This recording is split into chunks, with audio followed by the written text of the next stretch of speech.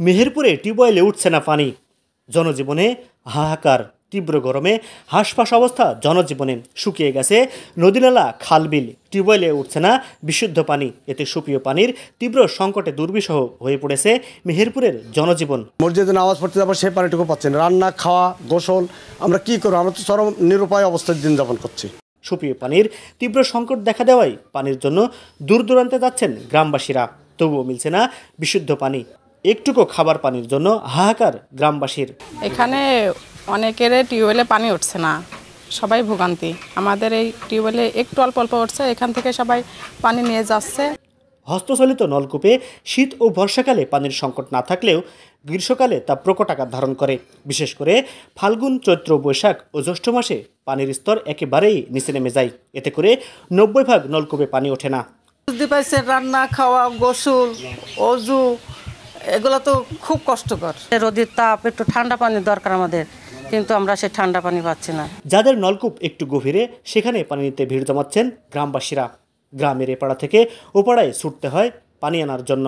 সকাল আর সন্ধ্যার দিকে মানুষ লাইন ধরে পানি নিচ্ছে এখান থেকে। এখানে 100 থেকে 150 লোকজন পানি নিয়ে যাচ্ছে, সবাই উপকৃত হচ্ছে। একজনের বাড়ির পানি আনতে গেলে তো কষ্ট হবেই, তারাও মুখ কালো করছে, আমরাও কষ্ট করে নিয়ে আনছি, মুখ টুক খাই। বৈশাখ মাসের শেষের দিকেও পানির কোনো দেখা নেই এ অঞ্চলে। 75 ফুট থেকে 90 ফুট গভীরে পাইপ দিলে ভালো পানি ওঠে। কোথাও কোথাও 150 থেকে 200 ফুট পাইপ দেওয়া হয়। সেচের জন্য একই পরিমাপের পাইপ লাগে। বছরের 7 থেকে 8 মাস পানি পাওয়া গেলেও বাকি সময় পানির কষ্ট করতে হয়।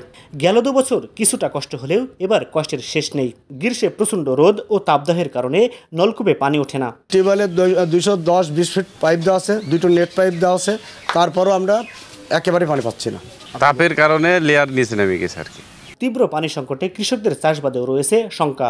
যেখানে 1 বিঘা জমিতে সেচ দিতে 2 থেকে 2.5 লিটার ডিজেল প্রয়োজন হতো, এখন সেই 1 বিঘা জমিতে সেচ কাজে ব্যবহৃত হচ্ছে 5 থেকে 6 লিটার ডিজেল।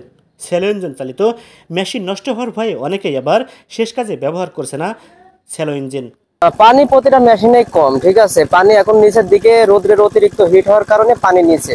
1 বিঘা ভুঁই ভিজাতে 7 থেকে 8 লিটার তেল লাগতেছে।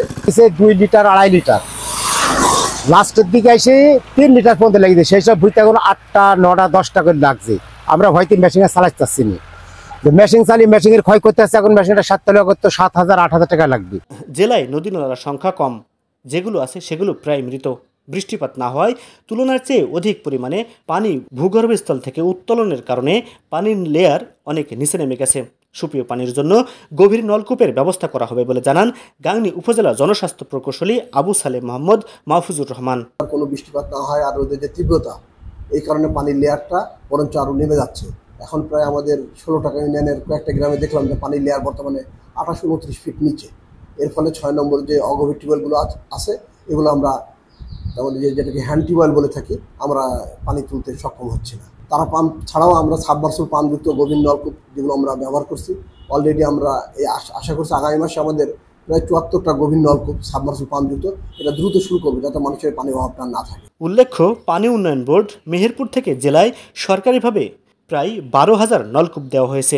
এর মধ্যে অগভীর 2,500, গভীর 7,500 ও টিউবওয়েল 1,150টি সরকারিভাবে দেওয়া হয়েছে।